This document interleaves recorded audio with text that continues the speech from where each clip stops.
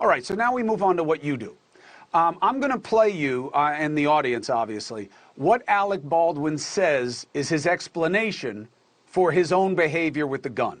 Dusty, you ready with the soundbite? Go ahead.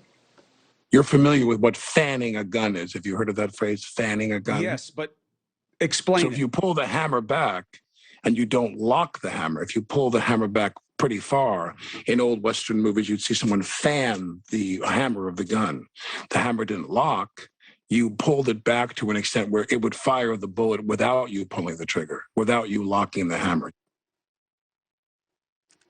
Break it down, pro. Okay, yeah, here, first of all, every time you pick up a gun, you clear it. So I do this for my benefit and for my camera operator here, so we can look in there, we can make sure we're both comfortable that this gun is clear. If that alone had been done on the Rust set, no accident, no fatality. That doesn't seem too complicated or too much to ask of either an actor or an armorer. In any case, with regard to the fanning, what he's talking is the process of bringing the hammer back like this and then allowing it to discharge. Where he's incorrect is that if you go like this, no fanning, no repeat shooting, nothing good happens for you. You have to have your finger on the trigger and the trigger slightly depressed. Now I can fan to my heart's content, until my hand's bloody. So he's wrong about that. The only way the hammer can fall on this gun is if there is pressure applied to the trigger. So he said, I didn't pull the trigger. Okay, it should be press the trigger for real gun people. But what I believe happened is that he believes that he didn't pull the trigger because he didn't go like this. I'll turn that upside down. He didn't go like that deliberately after he had cocked it. With this particular gun, however, if you cock the gun, it doesn't fire. If you press the trigger after it's cocked, it fires. However, if you have your finger on the trigger and you pull it back, I pulled it back, she told me to point it this way, point it that way, I let it go, boom, it goes off. Yes, because you have pressure on the trigger. The FBI checked that gun. Before they broke it, they verified that it was working properly. So we're in the land of a distinction and whether or not there's a difference. So he's saying I didn't pull the trigger, press the trigger. He should have said, all right, fine. But he's not wrong that if he had pressed the trigger back and then he just did this with his hand, he's also correct that he was fanning it, but he did have to have the trigger pressed back for it to go off. That's right. Right? As you see, when my finger's on the trigger, I can do that. Take my finger off the trigger. Nothing happens. Okay. Now, first of all, obvious question.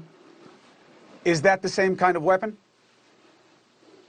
This is the same kind of weapon. This is a .45 single action long Colt.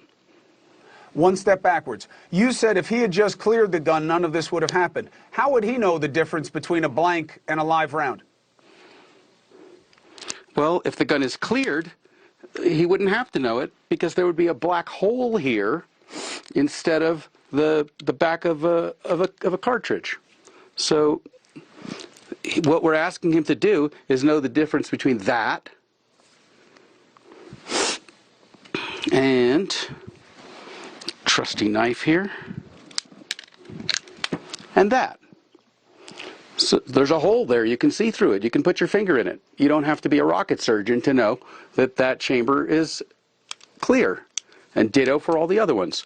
So all that we were asking him, we're not asking him to be a metallurgist or a firearms expert. We're just saying, rotate the cylinder so that we can see that there's nothing in there. Look and make sure that all 6 cylinders are clear.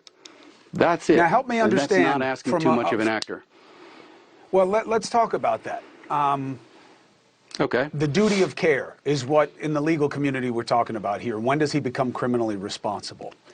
That's right. You're saying that, so supposedly he was handed the gun, he says, and the guy says this gun is cold. That was supposed to indicate what? There's nothing in it, not a blank or anything else? That actually indicates nothing because of who said it. It was the first AD who said it. The first AD is not an armorer. He's not a firearms expert. And so it doesn't make any difference what he said. He should not be listened to on this. Hey, thank you for watching. Please go to newsnationnow.com, newsnationnow.com, and you can find NewsNation on your television provider. And don't forget to click the red subscribe button down below. Then you will get more of NewsNation's fact-driven coverage.